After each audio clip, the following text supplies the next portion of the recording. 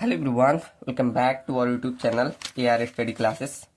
सो हम पढ़ रहे हैं एडवांस स्टील डिजाइनिंग और प्रीवियस लेक्चर में हमने टेंशन मेंबर को पूरा कवर किया था। लास्ट में मैंने 2 न्यूमेरिकल्स भी करवाए थे। आशा करता हूँ सबको न्यूमेरिकल क्लियर हुआ होगा। जिनको नहीं क्लियर होगा वो अपना जो भी डाउट आए भेजा करिएगा, मैं बता दूंगा। ठीक, मैंने अपना टेलीग्राम व्हाट्सअप सब, टेलीग्राम में मैंने मैसेज ओपन किया है, व्हाट्सअप पे मैं बोल देता हूँ, आप लोग पर्सनल भेज सकते हैं। ठीक, तो जो भी डाउट आए मेरे पास भेज सकते हैं आप लोग। चलो तो स्टार्ट करते हैं आज सेकंड पार्ट। कौन सा? Compression member. अब कंप्रेशन मेंबर क्या होता है? जैसे हमने एक्सियल मेंबर देखा था, एक्सियल टेंशन मेंबर, वैसे सेम डिफिनेशन इसका रहेगा। क्या कि जो हमारा मतलब कंप्रेशन मेंबर ऐसा ना मेंबर होता है जो एक्सियली कंप्रेशन लोड को बियर करेगा, वही हमारा कंप्रेशन मेंबर कहलाएगा। ठीक, तो सिंपल यहाँ हेडिंग लिख लो, कंप्रेसिव मेंबर। कंप्रेसिव या कंप्रेशन लिखो, कंप्रेशन मेंबर कौन सा होता है। ठीक, तो ऐसे बोल दो, compressive member. Compressive member is defined as is defined as the the structural element the structure element, ये 2 बार हमने एलिमेंट। ठीक, तो क्या बोला मैंने? Compressive member is defined as the structural element subjected to axial compressive load. ठीक, axial compressive load. ठीक, तो कंप्रेसिव मेंबर को हम ऐसे डिफाइन कर सकते हैं, जो हमारा कोई भी स्ट्रक्चर एलिमेंट जिसमें एक्सियल कंप्रेसिव लोड लगा हो वही आपका कंप्रेशन मेंबर कहलाएगा। ठीक, सिंपल डिफिनेशन। अब इसके बहुत सारे एग्जांपल हैं, जैसे एग्जांपल में आप दे सकते हैं।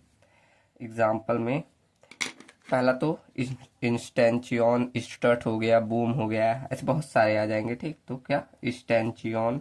अब यहाँ ये मैं यूनिक नाम इसलिए बता रहा हूँ, ये आप लोग सुन लें। ठीक, स्टर्ट तो सब लोगों ने सुना होगा, स्टेंचियन, स्टर्ट एंड बूम, ऐसे बहुत सारे अब आ जाएंगे। ठीक, ETC।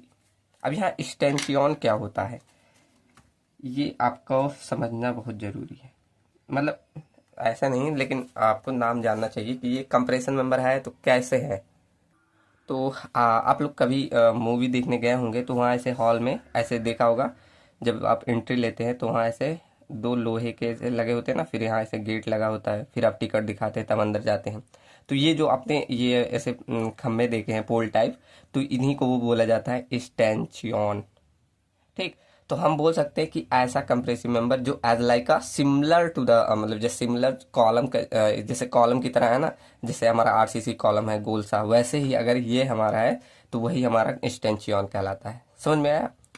देखो क्या लिख सकते हो स्टेंचियन के बारे में। It is a compressive member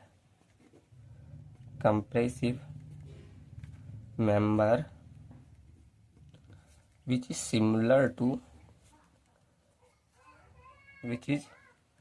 similar to column. ठीक, तो कॉलम के जैसा ही होता है, जैसे हम RCC स्ट्रक्चर में थे, इन दी RCC स्ट्रक्चर में। ठीक, तो वही आपका स्टेंचियन कहलाता है। स्ट्रट सब लोगों ने देखा होगा, चलो मैं इमेज लाया हूँ दिखाऊं, ये मेरे पास फोटो होगा, ये रहा, देखो ये आपने जरूर देखा होगा। ये एक ट्रस का इमेज है। ट्रस में ऐसे अंदर मेंबर्स लगे होते हैं ना, तो जो कंप्रेसिव ये वाला जो मेंबर है ये कंप्रेसिव लोड को बियर करेगा। ये भी, ये तो पर्लिन यहाँ पर कनेक्ट करने के लिए दिखाया गया, ये सब क्या कंप्रेसिव लोड को बियर करते हैं, इसलिए इसे स्टड बोला जाता है। अभी मैंने एक एग्जाम्पल और दिया, बूम। बूम ऐसे स्ट्रक्चर होते हैं, ये जो पूरा पार्ट आपको दिख रहा है ये वाला, ये आपका बूम कहलाता है। ठीक, तो जो इसमें आपका सिर्फ कंप्रेसिव लोड आता है। ठीक, तो ये सारे एग्जाम्पल है किसके?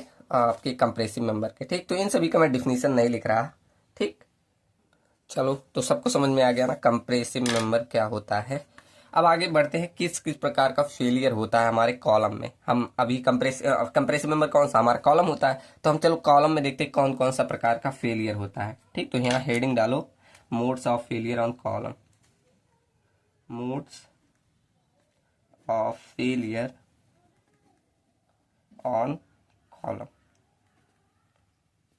ठीक, तो कॉलम में कौन कौन से प्रकार के फील्ड है। अब कॉलम मतलब समझ रहे हैं, कॉलम हमारा क्या कंप्रेसिव मेंबर है। ऑलरेडी आप लोग आरसीसी में देखे हैं, मुझे ये समझाने की जरूरत नहीं पड़ रही होगी कि कॉलम आपका कंप्रेसिव मेंबर होता है।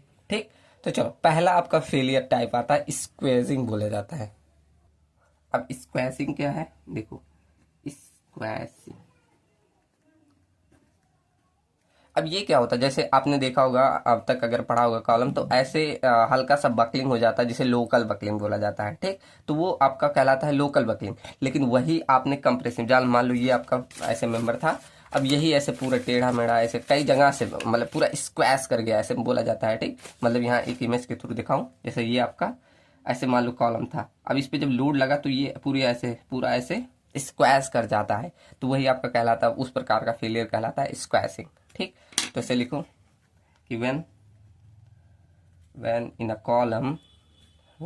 column local buckling is not observed। ठीक, जब आपके कॉलम में लोकल बकलिंग आपको ऑब्जर्व नहीं होता है। ठीक, तो हम क्या, and due to external load की वजह से क्या ओवरऑल बकलिंग देखने को मिला है। Overall buckling of the column is observe. ठीक, तो ओवरऑल जब आपको बकलिंग ऑब्जर्व होता है तब इसे ही बोला जाता है the load is known as, जो हम लोड लगा रहे हैं इसे स्क्वैश बोला जाता है, और जो फेलियर हो रहा है उसे स्क्वैशिंग बोलेंगे। ठीक, तो the load is known as squash load. ठीक, और जो फेलियर हो रहा है and the failure is non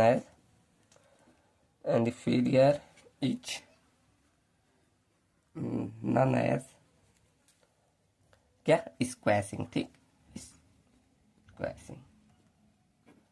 आप ऐसे इमेज बनाना चाहेंगे बना लेना कि स्क्वैशिंग में पूरा ऐसे कॉलम ही आपका मान लो कॉलम है, इस पे जब लोड लगाते हैं तो ऐसे पूरी तरह से यहाँ फेलियर ऐसे पूरे कॉलम में बकलिंग देखने को मिलता है। ठीक, ओवरऑल कॉलम में, तो वो आपका कहलाता है स्क्वैशिंग। ठीक, अब सेकंड आपका हमने यहाँ टर्म देखा लोकल बकलिंग। चलो लोकल बकलिंग समझ लेते हैं। ऑलरेडी आप लोगों ने सोम में पढ़ा होगा लोकल बकलिंग के बारे में, कि आपका थोड़ा सा कॉलम अपने एक्सिस से हट जाता है, वही आपका लोकल बकलिंग कहलाता है। ठीक, लोकल बकलिंग। अब लोकल बकलिंग में क्या आपका, जैसे ये कॉलम है, चलो अभी लास्ट में इमेज बना देना हो। ठीक, तो इस डायरेक्ट में डिफिनेशन लग रहा हूँ कि अगर आपका due to heavy concentrated loads if किसी पार्ट पे या कंपोनेंट पे कॉलम पे आ जाए। ठीक, तो if a part or component of the column. ठीक, तो क्या लिखा, due to heavy concentrated load के कारण कोई पार्ट या कॉलम ऑफ द कॉलम ठीक, कॉलम, तो क्या लिखा, due to heavy concentrated load का if a part of component of the column क्या हो जाए, डिफॉर्म हो जाए, इज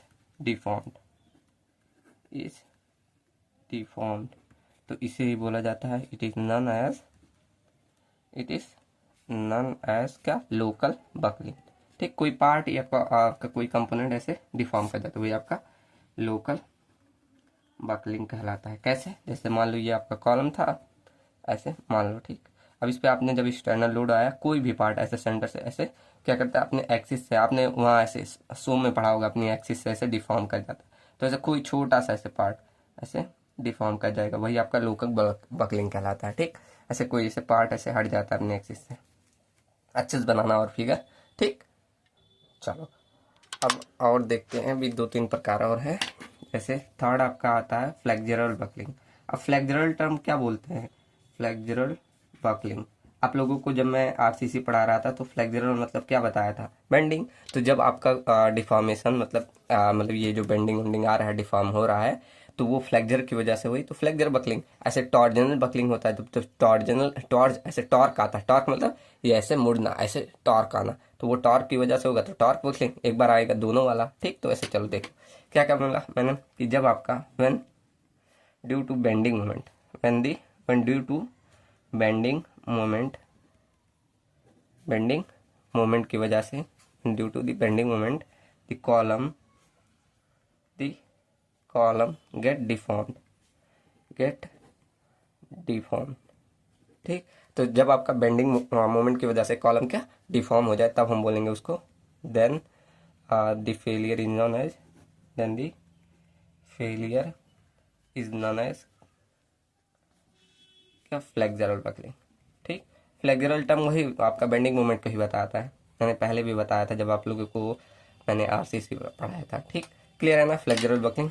चलो अब चौथा देखते हैं क्या, फ्लेक्सरल के बाद टॉर्जनल बकलिंग। टॉर्जनल बकलिंग, और टॉर्क सबको मालूम होगा क्या होगा, जैसे आप कपड़े को निचोड़ते हो पानी तो वो टॉर्क होता है, जैसे मेरी ये फिंगर है, मान लो ये कॉलम है, अब इसमें टॉर्क आना मतलब ऐसे है, ये मुड़ना, ऐसे टॉर्क आना, ठीक। तो ये आपका कौन सा हो गया, टॉर्जनल बकलिंग।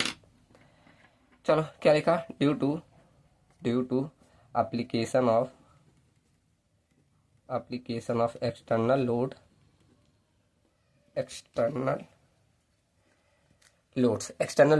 की वजह से क्या हो रहा है, इफ ट्विस्टिंग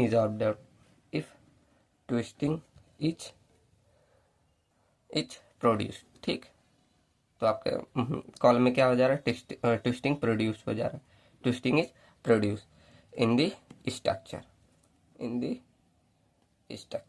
ठीक। तो आपके स्ट्रक्चर में ट्विस्टिंग प्रोड्यूस हो रहा है, तो उससे जो फेलियर होगा, the failure is known as क्या, टॉर्जनल बकलिंग,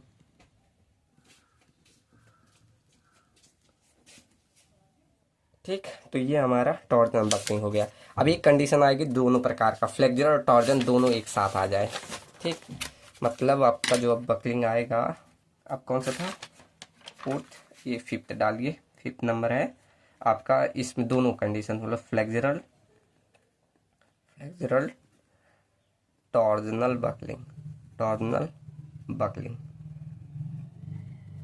ठीक। तो ऐसी कंडीशन आ जाए, ऐसी कंडीशन तब आती है जब आपका जो आप बना रहे हैं वो स्ट्रक्चर, जो भी सेक्शन लिए वो अनसिमेट्रिक होता, ठीक। तब ये दोनों कंडीशन आती, एक साथ आती हैं, ठीक। तो ऐसे लिखो, due to application of external load, ठीक। तो जब आप एक्सटर्नल लोड लगा रहे हैं, अगर उसमें आपको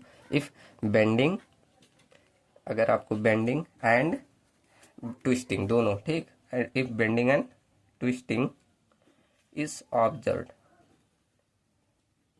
ठीक। तो अगर आपको बेंडिंग एंड ट्विस्टिंग दोनों ऑब्जर्व हो है, इसलिए तो simultaneously,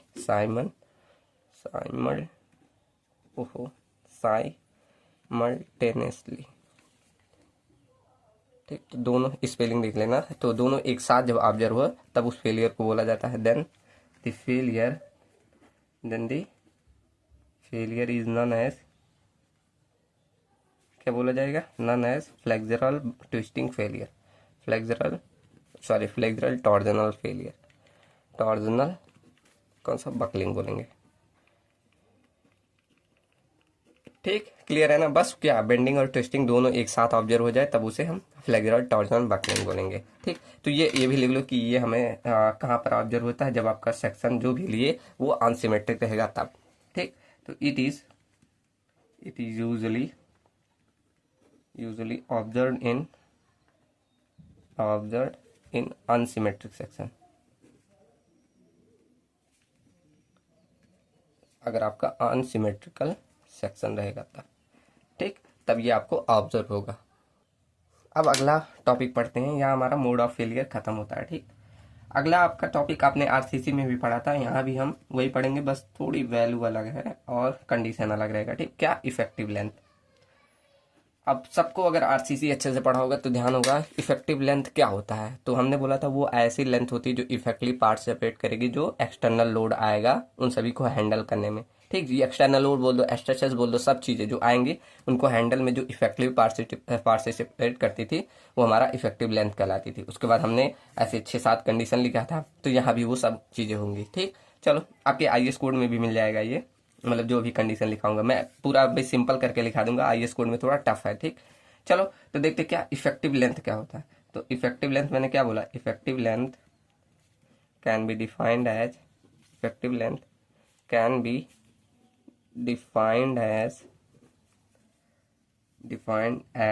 the length of column, ऐसे लिखो as the length, LNGT length. ठीक, जो क्या करे विच इज इफेक्टिवली, ठीक ऐसे लिखो, which is effective in handling, which is effective to handling the external loads, या लिख दो स्ट्रेसेस को, ठीक, जो कि अप्लाइड हो रहा है कॉलम पे, अप्लाइड ऑन द कॉलम। ठीक, तो जो आपके कॉलम पे लोड आ रहा है या आपके स्ट्रेसेस आ रहे हैं उनको जो इफेक्टली आपका हैंडल करेगा वही आपका इफेक्टिव लेंथ कहलाएगा। ठीक, ये आपकी किस पे डिपेंड करती थी, जो एंड कंडीशन रहेगी उन्हीं के आधार पे हम निकालते थे। ठीक, तो it is depends on the end condition, on the end conditions of column.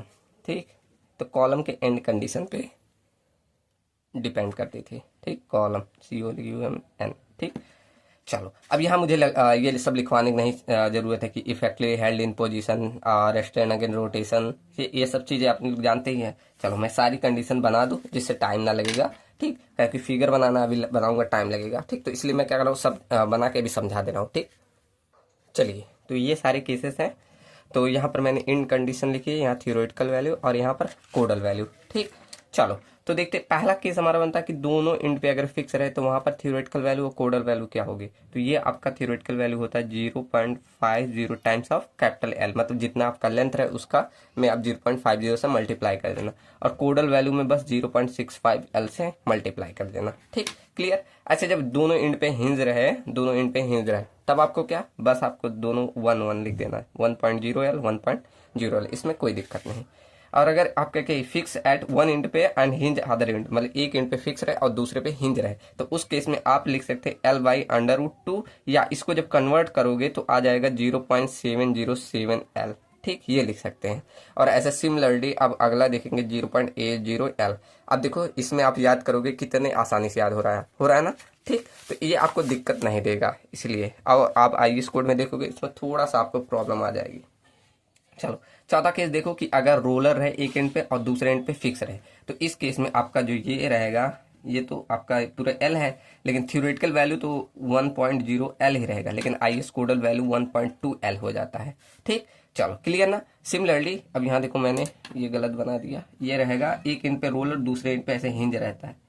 ठीक, ये सही में नहीं है, यहाँ पर हिंज कर देना। ठीक, चलो तो roller at one hinge and hinge at other, देखो मैंने लिखा सही है बस बनाया नहीं। ठीक, तो हिंज एट अदर एंड पे, तो यहाँ पर भी हमारा 1.0 L थ्योरेटिकल वैल्यू रहेगा, लेकिन आपका आईएएस कोडल वैल्यू 0.2 L हो जाता है। ठीक, सिमिलरली एक एंड पे ऐसे फ्री रहे, और मतलब एक एंड फिक्स रहे और दूसरा एंड फ्री, तो इस पे थ्योरेटिकल वैल्यू आपका 2.L और 2.0 L। ठीक, ये हो जाता है। ठीक, चलो सिंपल है, एक बार पढ़ोगे बहुत अच्छा आसानी से ही याद हो जाएगा, लेकिन आईएएस कोड वाला थोड़ा इधर उधर मिक्स करके है, ये एकदम सीरीज वाइज है। ठीक, चलो क्लियर है ना। ये इफेक्टिव लेंथ कैसे निकालते हैं, अब इसमें 2 नोट पॉइंट लिख लो, ये काम आएगा आपके आगे में, आगे जब हम पढ़ेंगे बुल्ट अप कॉलम तब के लिए। ठीक, कि अब अगर आपके जो लेसिंग्स है, लेसिंग्स अभी लेसिंग मैंने पढ़ाया नहीं, फिर भी ऐसे ध्यान रखो, लेसिंग और बैटन्स का केस है, आगे हम जब बुल्ट अप कॉलम पढ़ेंगे तब बताऊंगा। ठीक, तो अगर आपका लेसिंग केस आएगा तो वहां पर इफेक्टिव लेंथ हम 5% बढ़ा देते हैं, अगर वहीं बैटन्स आता है तो हम उसे इफेक्टिव लेंथ को 10% बढ़ा देते हैं। ठीक, बस इसे ध्यान रखो, आगे जब मैं बुल्ट अप कॉलम पढ़ाऊंगा तो वहां काम लगेगा। ठीक, तो बस लिख लो ऐसे, इफेक्टिव लेंथ बोलो, कॉलम नहीं, effective length is increased by 5%। ठीक, इन केस ऑफ लेसिंग के।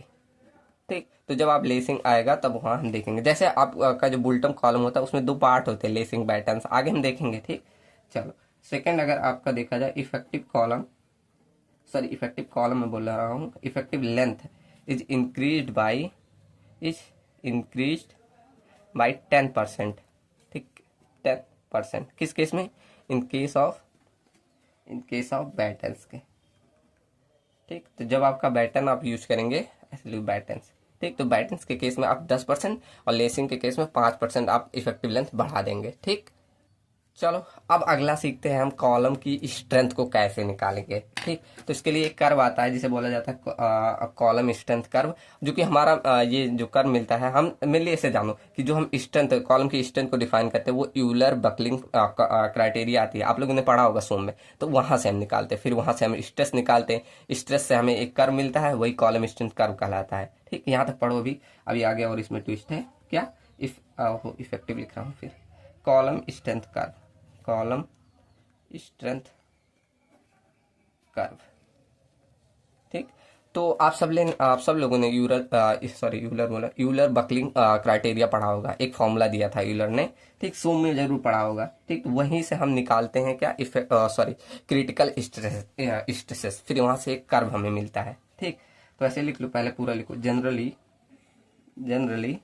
The strength of column, generally the strength of column is identified by किससे, यूलर, किसको मालूम है यूलर्स बकलिंग फॉर्मूला, यूलर्स आप लोगों ने सोम में जरूर ये पढ़ा होगा, बकलिंग क्राइटेरिया। ठीक, तो जो हमारा स्ट्रेंथ ऑफ कॉलम किससे आइडेंटिफाई कर सकते हैं, यूलर बकलिंग क्राइटेरिया के द्वारा में। ठीक, तो ये क्या करता है, it gives a critical load. क्या बताता है ये, क्रिटिकल लोड बताता है, जिसे हम क्या बोलते हैं, known as Euler critical load, Euler's critical load. ठीक, मतलब सिमिलर है, जो वही यूलर का फॉर्मूला था ना, उसी को हमने क्या बोल दिया, क्रिटिकल लोड। जैसे आप लोगों ने ये फॉर्मूला पढ़ा होगा, PCR ऐसे डिनोट किए थे ना, PCR इक्वल टू क्या बोले थे, पाई square E into I divided by L effective का स्क्वायर, यही फॉर्मूला पढ़ाए थे ना। तो यहाँ बोल रहा है कि इसको, एक सेकेंड सारा पेन मेरा भाग रहा है, तो इसको जो PCR आप बोलते हो, इसको बोला जाता है यही क्रिटिकल लोड। ठीक, क्या बोल दिया, क्रिटिकल लोड बोल दिया। ठीक, यही आप लोगों ने पढ़ा होगा, यूलर्स बकलिंग क्राइटेरिया का फॉर्मूला पढ़ा था सबने ना। यहाँ पर क्या टर्म क्या है सबको मालूम होगा, एक बार मैं लिख दे रहा हूँ। जैसे यहाँ पर पाई तो पाई ही है, उसको क्या, ई हमारा क्या होता है, modulus of elasticity, modulus of elasticity. I क्या होता है, मोमेंट ऑफ एनर्जिया, और उसके बाद एल इफेक्टिव, तो इफेक्टिव लेंथ होता है आपका, जो मैंने बता दिया कैसे निकालना है, इफेक्टिव लेंथ होता है। ठीक, क्लियर।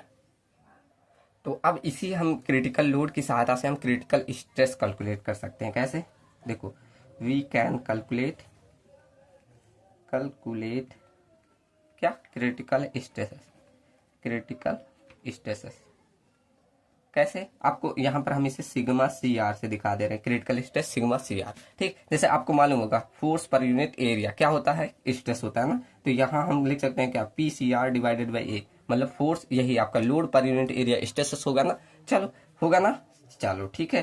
तो यहाँ पर इसी आपका फोर्स लोड जितना है मालूम है क्या, पाई स्क्वायर EI अपॉन में एल इफेक्टिव का स्क्वायर डिवाइडेड बाई एरिया, इतना लिख सकते हैं। इसको ऐसे कन्वर्ट करोगे तो कुछ ऐसा हो जाएगा, पाई square E into I divided by L effective का स्क्वायर इंटू A, ये हो जाएगा। ठीक, चलो अब यहाँ आई इक्वल टू आपको मालूम है मोमेंट ऑफ इनर्शिया क्या होगा, किसी भी सेक्शन का निकालते हो तो कैसे ऐसे लिखते हो ना, एरिया इंटू रेडियस का स्क्वायर, यही लिखते हो, और ये हो जाता था एल इफेक्टिव का स्क्वायर इंटू A, यही हो जाता था। ए आई को हम मोमेंट ऑफ इनर्शिया ऐसे लिखते हैं ना, A इंटू आर का स्क्वायर। ठीक, क्लियर। अब यहाँ से एरिया कट जाएगा। अब क्या करो, ये आर जो आर का स्क्वायर है ना, इसको नीचे ले आओ, कुछ ऐसे लिख दो। देखो यहाँ हम ऐसे लिख सकते हैं, देखो sigma CR equal to pi square E divided by, इसे लिख सकते हो एल इफेक्टिव का स्क्वायर डिवाइडेड बाई आर, ये दोनों स्क्वायर है, ऐसे ब्रैकेट में लगा दे इन दोनों का square.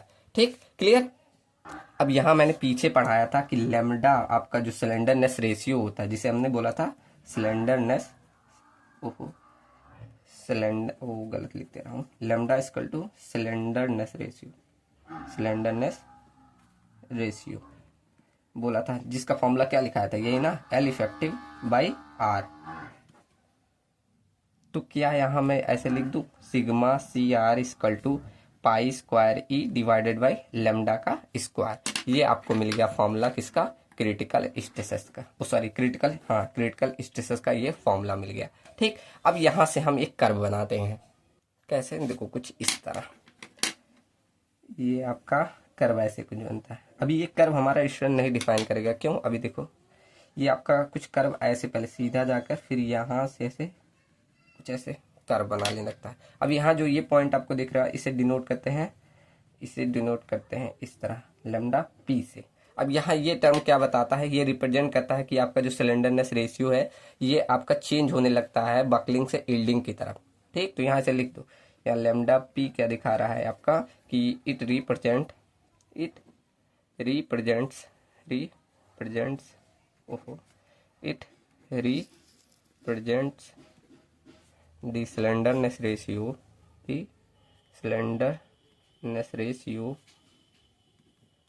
at which column moves from कहाँ, बकलिंग से यील्डिंग की तरफ, बकलिंग टू यील्डिंग।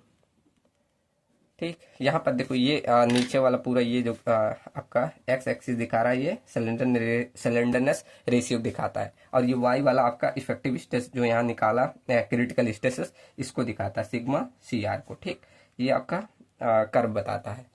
लेकिन आईएस कोड क्या बोलता है कि हम इस जो आपने क्रिटिकल स्ट्रेसेस कैलकुलेट किया, इसके मतलब पूरा यूलर और बकलिंग क्राइटेरिया जो आपने दिया, ये हमें पूरा स्ट्रेंथ डायरेक्टली नहीं देता, कॉलम की स्ट्रेंथ डायरेक्टली नहीं प्राप्त कर सकते। क्यों, क्योंकि जब आप कोई कॉलम बना रहे कुछ ना कुछ उसमें इम्परफेक्शन आ जाते हैं, मतलब कुछ ना कुछ कमियां आ जाती है। क्यों, आपका कुछ ना कुछ ऐसे अचानक से इसेंट्रिसिटी आ जाए, कुछ आपका रेजिडुअल स्ट्रेसेस आ जाए, या तो सेकेंडरी लोड आ जाए, तो कुछ आपका ऐसे मतलब कमियां आ सकती है। तो इसलिए आईएस कोड ने 4 बकलिंग क्राइटेरिया मतलब क्लासेस बांटा है।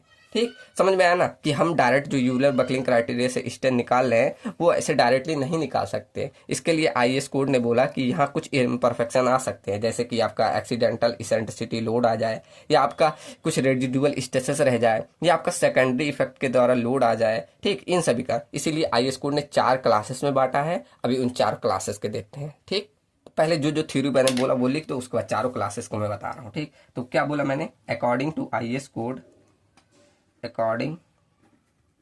आईएस कोड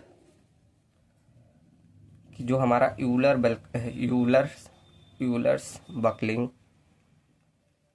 बकलिंग क्राइटेरिया है, ये हमें कैन नॉट बी डिफाइंड, ऐसे नहीं, कैन नॉट बी अप्लाइड हम डायरेक्टली नहीं कर सकते, can not be applied directly to the steel column पे। ठीक, डायरेक्टली अप्लाई नहीं कर सकते। क्यों, क्योंकि हमारा due to imperfection in column. ठीक, कॉलम में हमारे कुछ इम्परफेक्शन रहते हैं, जैसे कि आप बोल सकते हैं एक्सीडेंटल आपका क्या आ जाए, इसेंट्रिसिटी आ जाए। ठीक, तो कुछ एक्सीडेंटल इसेंट्रिसिटी लोड आ जाए, या आपका आ सकता है, जैसे मैंने क्या बोला था उसके बाद रेजिडुअल स्ट्रेसेस बोला था। ठीक, रेजिडुअल स्ट्रेसेस आ जाए, और आप बोल सकते हो सेकेंडरी लोड का इफेक्ट आ जाए। ठीक, सेकेंडरी इफेक्ट्स ऑफ लोडिंग, ओहो यहाँ लिख दे लोडिंग से ये सब आ जाए। ठीक, तो ये सारे कंडीशन आ सकते हैं जिससे आपकी कमियां कुछ हो सकती है, इम्परफेक्शन आ सकता है। इसलिए क्या बोला आईएस कोड ने, देयरफॉर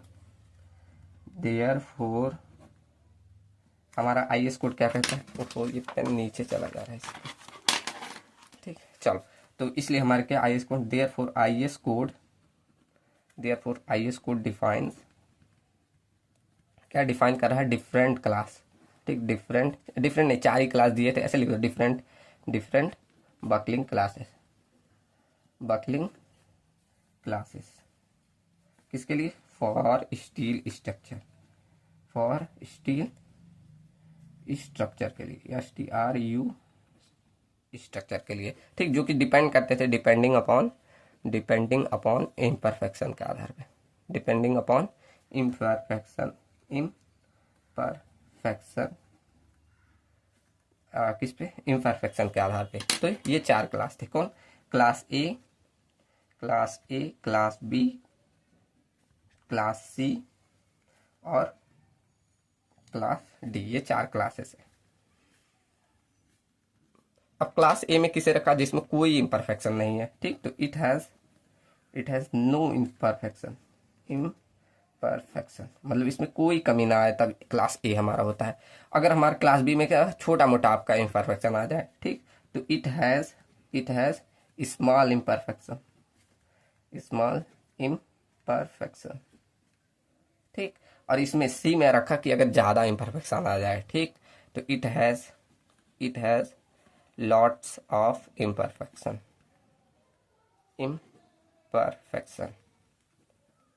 ठीक, तो इसमें रखा। और क्लास डी में रखा कि जब आप एकदम मैक्सिमम आ जाएगा, ठीक, तो इट हैज मैक्सिमम इम्परफेक्शन, ठीक। तो इन चार क्लास में आपका इम्परफेक्शन बांटा है। अब इसी चारों क्लास के इम्परफेक्शन के आधार पे इम्परफेक्शन फैक्टर भी दिए गए हैं, यहाँ लिख सकते हैं ऐसे बगल में, इन्हीं चारों का इम्परफेक्शन फैक्टर भी लिखा दे रहा हूँ। अभी आगे इम्परफेक्शन फैक्टर कहाँ काम आता है मैं लिखवा दूंगा, अभी कभी फॉर्मूले आते हैं वहाँ यूज होगा, ठीक। तो अगर क्लास ए का है तो वहाँ हम इम्परफेक्शन फैक्टर अल्फा से डिनोट करते हैं इसको, ठीक। तो ये हमारा 0.21 इसके लिए होता है, और क्लास बी के लिए आपका 0.34 होगा, और क्लास सी के लिए आपका 0.49 होता है, ऐसे क्लास डी के लिए आपको 0.76 होगा, ठीक। तो ये ध्यान रहे, ठीक। तो इन चारों के लिए हमें 4 इम्परफेक्शन फैक्टर भी दिए गए। चलो, अब जो हम कर्व बनाएंगे बकलिंग स्ट्रेंथ कर्व, अब देखो कुछ इस तरह बनेगा। अब यहाँ लिखो बकलिंग स्ट्रेंथ कर्व, कैसे बनेगा? कुछ इस तरह, देखो ये हमारा कर्व इस तरह बनता है, ऐसे ऊपर से लाइन जाएगा और यहाँ पर चारों क्लास के अकॉर्डिंग ऐसे बटेगा, देखो कुछ इस तरह। आपको ये IS कोड में भी कर्व दिख जाएगा, ऐसे 4 बांटेंगे, पत्ती नहीं बना रहा हूँ, ऐसे आपको ये चारों क्लास रहेगा, ठीक। कैसे? आपका पहला ये ए क्लास रहेगा, ये बी क्लास, ये सी क्लास और ये लास्ट वाला डी क्लास, ठीक। तो ऐसे 4 क्लासेस में ये बटे हुए हैं। यहाँ देखो ये जो वाई एक्सिस है ये आपको दिखाता है FCD/FCR का रेशियो, ठीक। और ऐसे ही नीचे वाला दिखाता है इफेक्टिव स्लेंडरनेस रेशियो को, क्या? लैम्डा ई से इफेक्टिव स्लेंडरनेस रेशियो, ठीक। तो इसको दिखाता है, ये आपका एक्स एक्सिस, ये वाई एक्सिस, इसको दिखाता है। अब यहाँ FCD क्या है? FCD आपका आता है डिजाइन कंप्रेसिव स्ट्रेसेस। इसको हम अगले लेक्चर में निकालना सीखेंगे, अगले लेक्चर में मतलब अगले टॉपिक में ही। और यहाँ FCR आपने ऑलरेडी निकाल लिया, क्रिटिकल स्ट्रेसेस को बोल रहे हैं, क्रिटिकल स्ट्रेसेस को, ठीक। और यहाँ टर्म आता है लैम्डा ई, मतलब इफेक्टिव लेंथ, इसको कैसे निकालोगे? तो लैम्डा ई इफेक्टिव स्ट्रेस का फॉर्मूला होता है अंडर रूट में FY/FCR, ठीक। ये फॉर्मूला होता है, ध्यान रखना। ये किसका होता है? आपका लैम्डा ई का। अब यहाँ FY सबको मालूम होगा, FY आपका यील्ड स्ट्रेसेस होता है, ठीक। तो कुछ इस तरह हम बकलिंग क्लास के आधार पे हम निकाल सकते हैं किसका? स्ट्रेंथ, ठीक, कॉलम का स्ट्रेंथ, ठीक। क्लियर है ना? चलो एक कंडीशन आज कर लेते हैं, एक्सियल मेंबर का स्ट्रेंथ कैसे निकालना है। उससे पहले ये एक इमेज देख लीजिए, इसके आधार पे भी हम मतलब कॉलम क्या, देखो बकलिंग क्लास डिफाइन करते हैं। देखो यहाँ दिख रहा है ना, A class, B class, B class, C class, B class, D class, इसको डिफाइन करते हैं। कैसे? अभी हम एक न्यूमेरिकल में कल कराऊंगा न्यूमेरिकल, तो वहां पर देखो ये कंडीशन हमें यूज करना होगा। तो ये आपके IS कोड में भी जाएंगे, वहां भी मिल जाएगा। जैसे आपका रोल्ड, अगर ऐसे क्रॉस सेक्शन देखेंगे, रोल्ड है कि वेल्डेड है कि होलो है कि वेल्डेड बॉक्स सेक्शन है, ऐसे आपको कंडीशन दे दीजिए। जैसे आई सेक्शन ऐसे देगा तो आप वहाँ उसके बाद चेक करना पड़ेगा कि H/B का रेशियो लेस देन 1 है कि ग्रेटर देन 1 है। फिर थिकनेस चेक करेंगे, फिर देखेंगे बकलिंग कहाँ वाई एक्सिस पे हो रहा है कि एक्स एक्सिस पे। अगर वाई पे हो रहा होगा तो हम तुरंत कह देंगे ये ए क्लास का है। अगर ऐसे दिख रहा है ना सबको, देखो अगर वाई एक्सिस पे बकलिंग होगा ए, मतलब पूरे ऐसे कंडीशन चेक करेंगे, फिर हम डिफाइन कर देंगे कि हाँ ये ए क्लास का है। ए क्लास का है तब वहाँ इम्परफेक्शन फैक्टर वो यूज कर लेंगे, ठीक। तो कुछ इस तरह से चेक करना पड़ता है, ये आपको IS कोड में मिल जाएगा। ठीक, आशा करता हूँ सबको एग्जाम में IAS कोड ले जाना अलाउ करेंगे। ठीक, देखो कभी कभी क्या होता है स्टील में ना, डाटा सारा दे देगा, फिर वो क्या करेंगे, उसी के आधार पे आपको ले लेंगे, मतलब हाँ स्टील में ले नहीं जाने देते, डाटा आपका क्वेश्चन में दे देता है। ठीक, आपको ये दिख रहा है इमेज ना, ये मैं क्या करूँगा PDF में ऐसे ऐड कर दूंगा। ठीक, जिससे आपको आसानी होगा। अभी इन्हीं सब के आधार पे आप IAS कोड में जाओगे ना, तो A class, B class, C class, इन सभी का आपको पूरा टेबल मिलेगा। फिर यहाँ पर आपको इंटरपोलेशन लगा के निकालना भी पड़ता है। चलो मैं दिखाऊं IAS कोड में।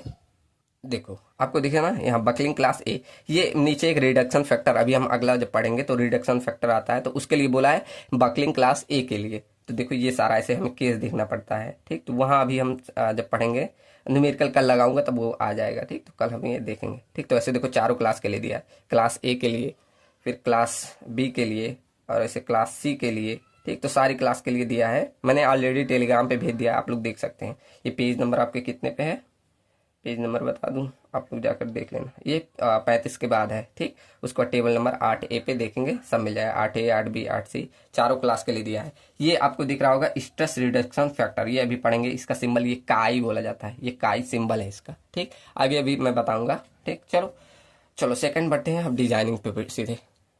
चलो तो सीधे हम डिजाइनिंग करते हैं। अभी उसी में ये, अभी देखो ये FCD लिखते रहा था, ये डिजाइन कंप्रेसिव स्ट्रेस का कैलकुलेशन उसी में सीख लेंगे। ठीक, तो सीधे हम डिजाइनिंग करते हैं एक्सियली। एक्सियली और बार बार आप लोग को बैकग्राउंड में एक जानवर की आवाज़ सुनाई दे रही, भैंस। एक्चुअली मेरे बगल में एक लोग भैंस अभी नए नए लेके आए, तो वो नया जगह पाकर उसको अच्छा नहीं लग रहा है, तो बार बार आवाज़ आपको आ रहा होगा, उसके लिए सॉरी, एडजस्ट करिएगा थोड़ा। ठीक, 1-2 दिन तक, अभी नहीं, आज शायद ना आए। ठीक, तो देखो एडजस्ट करना थोड़ा, मैं बार बार बंद कर रहा हूँ जब वो जोर से बोल रही है। ठीक, तो थोड़ा एडजस्ट करना अगर आ रहा होगा। चलो तो बढ़ते हैं हम डिजाइनिंग पे। कौन सा, axially loaded compression, axially loaded compression member, compression member पे। ठीक, इसका मतलब क्या कि पूरा एक्सेल एकदम एक्सियली लोडेड, ऐसे ये आपका कोई कंप्रेशन मेंबर है, ये मान लो इसकी पूरी एकदम ये एक्सिस है। ठीक, तो इसके पूरे एक्सिस पे ये लोड लग रहा है, पूरे ऐसे कंप्रेसिव लोड लग रहा है, तो वो पूरा ऐसे नीचे से मान लो, तो ये आपका पूरा ये मान लो P लोड है, ऐसे लग रहा है, तो ये एकदम एक्सिस से लगे, तब उसकी डिजाइनिंग हम कैसे करेंगे, इसको बोला जाता है एक्सियली लोडेड कंप्रेशन मेंबर, ये आपका है। ठीक, तो सिंपल इसका डिजाइन है जैसे अब तक करते हैं, स्ट्रेस इनटू एरिया, बस वही करना है। ठीक, तो इसको डिनोट करते हैं PD से, PD मतलब वही design compression member, design compression, sorry design compressive strength, बोलो कंप्रेसिव स्ट्रेंथ। ठीक, तो इसको इससे डिनोट करेंगे। अब सिंपल इसमें वही स्ट्रेस, जो यही डिजाइन कंप्रेसिव स्ट्रेस FCD है, इसको बस एरिया से मल्टीप्लाई कर दो। एरिया यहाँ AE से डिनोट करते हैं। ठीक, अब AE क्या होता है, इफेक्टिव एरिया बोला जाता है इसे। ठीक, तो यहाँ एक एक टर्म में लिख दूं, AE आपका बोल दो इफेक्टिव एरिया है, इफेक्टिव एरिया है। ठीक, अब इफेक्टिव एरिया मतलब वही आपका ग्रॉस एरिया। अब ये कंडीशन ली जाती है कि आपका प्रॉपर फिटिंग की गई है, नहीं की गई है, तब दूसरा केस होता है, लेकिन हम मैक्सिमम केस प्रॉपर फिटिंग वाला ही लेते हैं। ठीक, तो यहाँ पर हम ग्रॉस एरिया ले लेते हैं। ए मतलब बोल दो ए ऑफ ग्रॉस एरिया। ठीक, क्वेश्चन करेंगे आपको क्लियर हो जाएगा क्या है। ठीक, तो ये आपका ग्रॉस एरिया हो जाता है, कब लेते हैं, जब आपको प्रॉपर फिटिंग दी गई, व्हेन फिटिंग इज प्रॉपर, जो मतलब पूरा आपका कॉलम की फिटिंग है वो प्रॉपर है तब। ठीक, ठीक क्लियर है, तो ग्रॉस एरिया आप इजीली निकाल ही लेंगे। अब बात पड़ी FCD की कैलकुलेशन। यहाँ मैंने बोला डिजाइन कंप्रेसिव स्ट्रेस, इसे कैसे निकालोगे, तो इसके लिए दो फॉर्मूले, दो मतलब आपके फॉर्मूलेज आए। कौन कौन से, एक आपका आता है मर्चेंट रैंकाइन फॉर्मूला, एक आपका आता है पैरी रॉबर्टसन फॉर्मूला। ठीक, आप रोज बोलो फॉर्मूला आता है। ठीक, तो इन दोनों के आधार पे करते हैं, लेकिन पहला जो मैंने बोला, यहाँ दोनों में लिख दूं पहले, कि जो आपका द कैलकुलेशन ऑफ FCD जो आपका कंप्रेसिव स्ट्रेस का कैलकुलेशन है, इज डन बाय किसके आधार पे, पहला मैंने बोला मर्चेंट रैंकाइन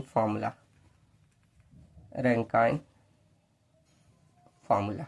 ठीक, तो ये हमारा जो होता है WSM के आधार पे था, IS 800 1984 पे था। तो ये काफ़ी पुराना मेथड हो गया, तो इसे अब तो नहीं यूज किया जाता। अगर आपके मतलब एग्जाम में आता होगा तो बताना, मैं बाद में करा दूंगा। इसे नहीं, ये बहुत पुराना है। आपके देखो IS 800 1984 मतलब WSM के मेथड का था। लेकिन सेकेंड जो था पैरी रॉबर्टसन अप्रोच, ठीक, ये आपके प्रेजेंट में जो LSM यूज हो रहा है उससे होता है। ठीक, तो IS 800 2007 में आया। ठीक, तो इसलिए हम मैक्सिमम आप देखोगे, अब आपका सिलेबस अगर चेंज हुआ है तो ये आपका यूज है। पहले ये भी आता था, लेकिन अब देखना, अगर क्वांटम उठाना अगर पिछले साल आया होगा तो मैं करा दूंगा। ठीक, अभी मेरे पास क्वांटम नहीं है, इसलिए मैं इसे अभी होल्ड कर रहा हूँ। ठीक, अगर आपका मर्चेंट रैंक एंड फॉर्मूला से क्वेश्चन आया होगा या आपके प्रीवियस से क्वेश्चन आए होंगे तो बताना, मैं करा दूंगा इसको भी। ठीक, अभी हम सिर्फ पढ़ रहे हैं पैरी रॉबर्टसन अप्रोच के द्वारा कैसे निकालोगे। ठीक, क्लियर है ना? मैं इसको होल्ड कर रहा हूँ। चलो डायरेक्ट हम सेकंड हेडिंग डाल रहे हैं, पैरी रॉबर्टसन अप्रोच।